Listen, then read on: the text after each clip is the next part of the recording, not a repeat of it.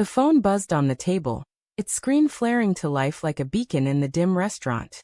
My heart lurched as I saw her name, Clara, glowing across the notification. A photo. Her face, radiant under the soft golden light of a chandelier, lips curled in a playful smirk, captioned, "Out with the girls tonight. Miss you, babe." My thumb hovered over the screen, a knot tightening in my chest. Something about the image felt wrong, like a chord struck out of tune.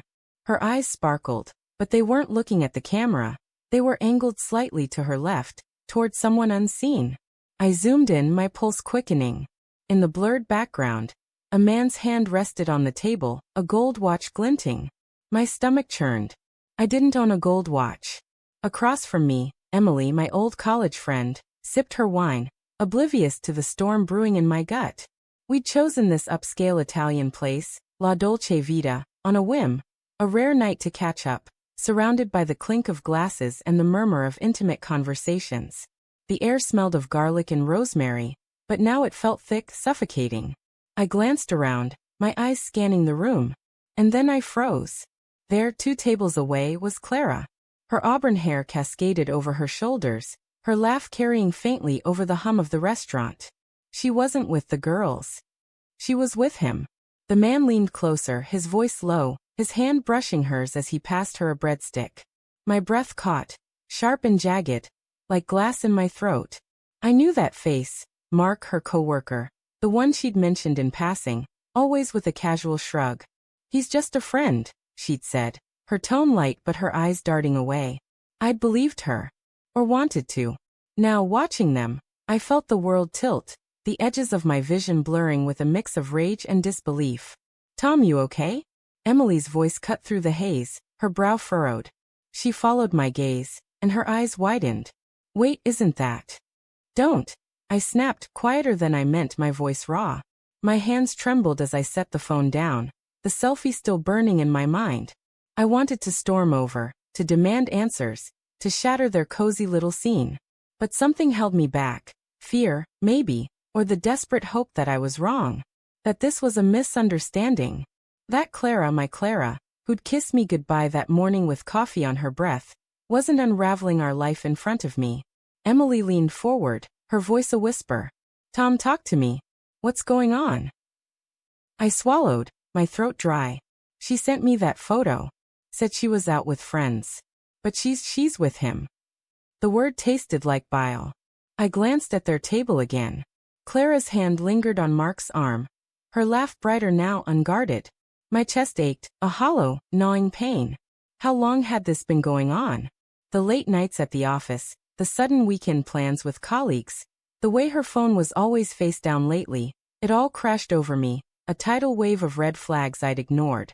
Emily's eyes softened, but there was something else there, recognition. She hesitated, then reached for her purse, pulling out her phone. "Tom, there's something you should know." Her fingers moved quickly, pulling up a photo. She slid the phone toward me. It was Mark, smiling at a barbecue, his arm around a woman with dark hair and a warm, unsuspecting smile. "This is my friend Sarah," Emily said, her voice tight. "Mark's wife." The words hit like a punch. Sarah. Mark's wife. My gaze flicked back to Clara and Mark, their heads bent close, oblivious to the world. Oblivious to me. Sitting here with the wife of the man my fiancé was touching like he was hers. The restaurant's warmth turned oppressive, the clatter of dishes and laughter mocking the chaos in my head. I wanted to scream, to cry, to disappear. Instead, I stared at Emily, my voice barely a whisper. "Does Sarah know?" Emily shook her head, her lips a thin line. "She thinks he's at a work conference." "I didn't know. I swear, Tom, I didn't know it was Clara." Her voice cracked, mirroring the fracture in my heart. We were both caught in this betrayal, tethered by our shared shock, our shared ruin. I forced myself to look at Clara again. Her smile was a knife, twisting deeper with every second. I remembered the way she'd curled into me on the couch last weekend, her head on my chest, promising forever. Had it all been a lie? Or was this new a mistake, a fleeting lapse she'd regret? My mind spun, grasping for excuses, for anything to soften the truth staring me in the face. "Tom, what are you going to do?" Emily's question was gentle but urgent, pulling me back. I didn't know. I wanted to confront them, to make them feel the weight of their deception. But I also wanted to run, to pretend I hadn't seen, to keep the fragile illusion of our life intact. My phone buzzed again. Another message from Clara. Having so much fun. Wish you were here. The irony burned, a cruel taunt. I stood, my chair scraping against the hardwood floor. Emily grabbed my wrist. Don't do anything rash, she pleaded, but her eyes betrayed her own anger, her own need for answers. I shook her off, my steps unsteady as I crossed the restaurant. The world narrowed to Clara's table, to the way her fingers intertwined with Mark's, to the intimacy I'd thought was mine alone. Clara, I said, my voice low but sharp enough to cut through their laughter. Her head snapped up, her eyes widening in horror as she saw me. The color drained from her face, her hand jerking back from Mark's like it burned. Mark froze, his jaw tightening, recognition dawning as he realized who I was. Tom, Clara stammered, her voice shaking. What are you doing here? I held up my phone, the selfie glaring accusingly. You sent me this.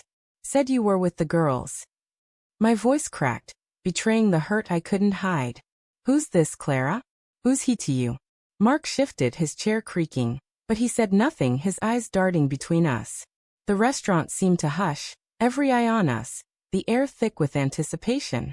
Clara's lips parted, but no words came.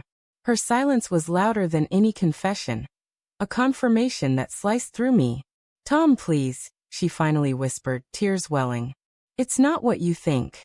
Then what is it? I demanded, my voice rising despite myself.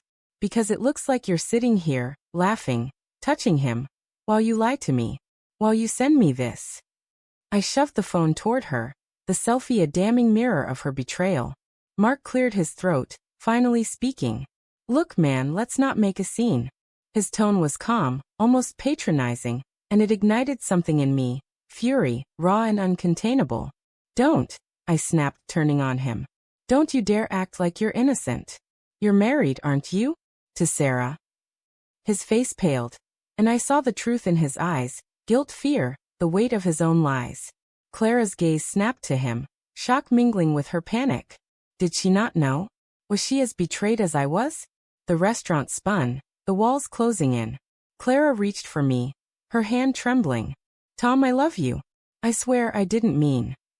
Stop, I said, stepping back, my voice breaking. Just stop.